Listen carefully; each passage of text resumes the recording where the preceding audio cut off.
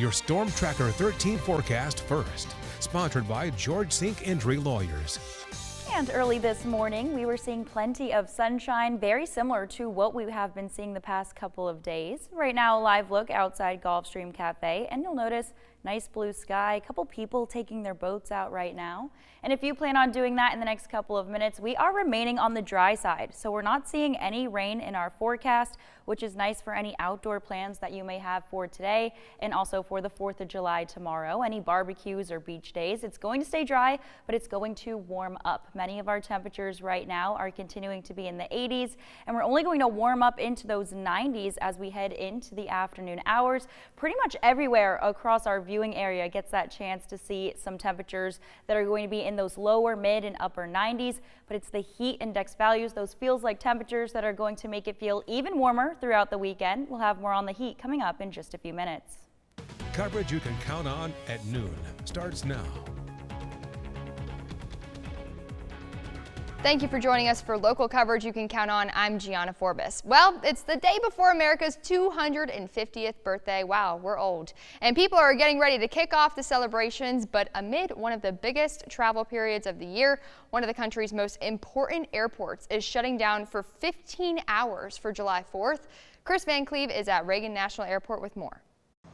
Coming off one of the busiest travel days of the year so far, Reagan National Airport, in the shadow of the nation's capital, is going to pause operations for at least 3 hours today to clear the skies for the rehearsals of all of the flyovers that are set to happen during the America 250 celebration on July 4th. And when we talk about flyovers, we mean a lot of flyovers. Virtually everything in the U.S. government inventory, from NASA, the Coast Guard, the Air Force, the Navy, the Marines, the Army, all of it's going to be going over the nation's capital. That includes the new and old Air Force One, the F-22 Raptor, the B-1 bomber, the Thunderbirds, the Blue Angels.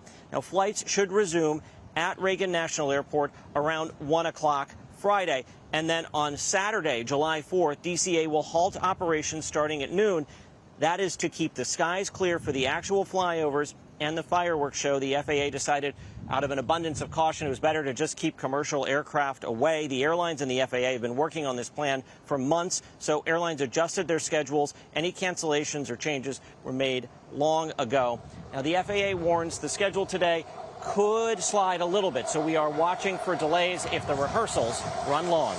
Chris Van Cleve, CBS News, outside Washington's Reagan National Airport.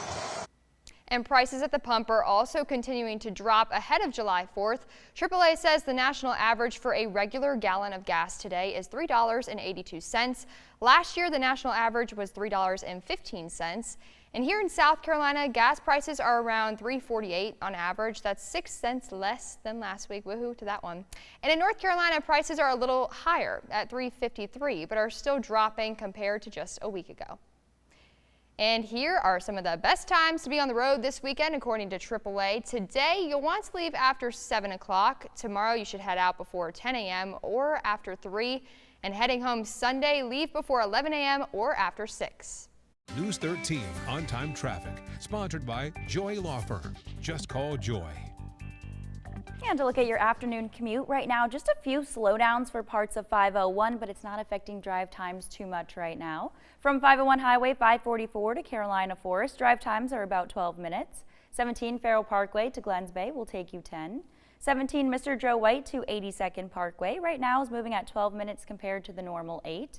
And right now for parts of I-95, we do have just a little bit of some light commuter traffic across the area, although most roads are continuing to be mainly green and moving smoothly. Some of our drive times for 52 Palmetto to I-95 moving about 7 minutes compared to 5. 76 5 Points to Irby will take you 5 minutes. And 95 TV Road to 76 is moving on time with 10 minutes.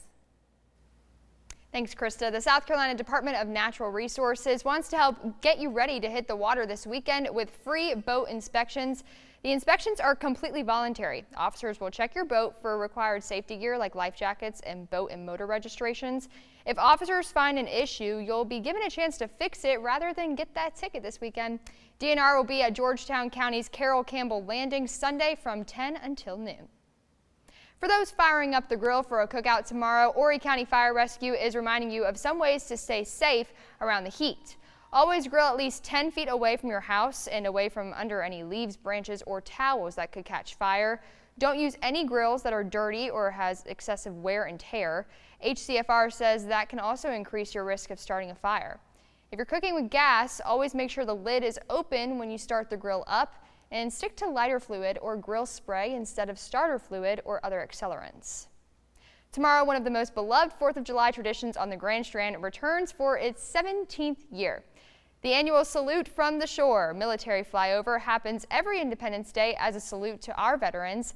This year's lineup includes active duty military aircraft, including F-16 fighter jets and a C-17 Globemaster, as well as vintage warbirds flown by retired veterans and volunteers.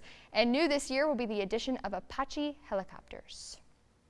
The timelines can vary depending on the weather, but here's a look at the plan for now. The flyover starts at 1 p.m. in Cherry Grove in North Myrtle Beach, then heads to Myrtle Beach and down the South Strand.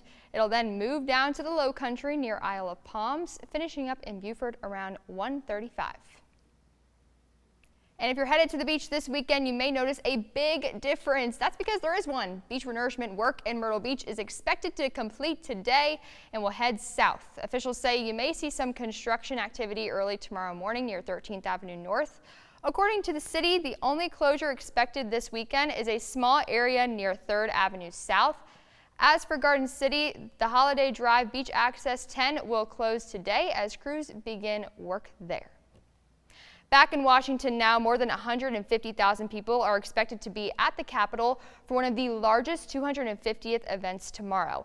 And it's all happening as D.C. is expected to be hotter than 99% of the Earth on the 4th. Natalie Brand has more details. The barricades are up, security stations are manned, and thousands of National Guard soldiers and police officers are on patrol in the nation's capital ahead of the 4th of July.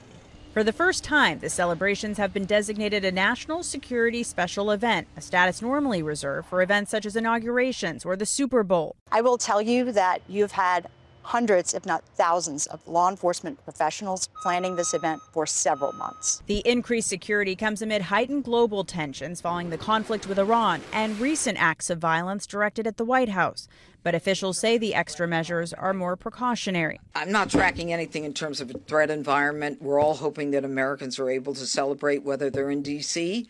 or around the country. I mean, this is a wonderful, wonderful holiday. It's not just any 4th of July. This is a big one. Officials are also shutting down large parts of the Potomac, in part for security reasons, but also because more barges are needed to launch the planned 850,000 fireworks. This is going to be the biggest firework event in history. The program is also expected to feature 7 hours of aircraft flyovers. Officials say 150,000 people could be on the National Mall, but the record-breaking heat wave could impact turnout. It's going to be approximately 107 degrees out, and I'm going to go and I'm going to make a really long speech just to show that I can do anything. Organizers are urging visitors to drink plenty of water, stay in the shade, and paramedics are standing by to help those overcome by the heat. Natalie Brand, CBS News, Washington.